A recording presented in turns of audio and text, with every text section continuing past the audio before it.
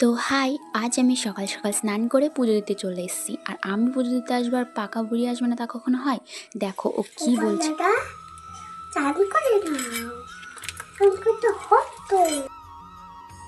শুধু এটুকুই নয়, সামনে আরও আছে, আর সেটা দেখতে গেলে ভিডিওটা পুরোপুরি দেখতে হবে।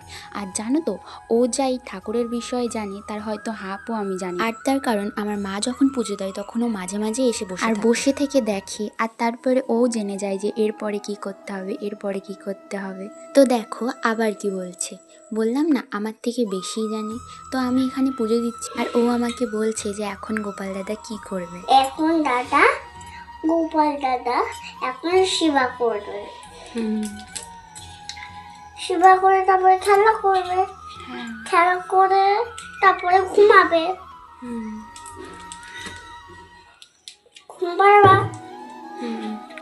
দেখেছো তো পাকা পাকা কথা, এমনি কি ওকে আমি পাকা বুড়ি বলি? তো যাই হোক, ভিডিওটা একটু লং হয়ে গেল।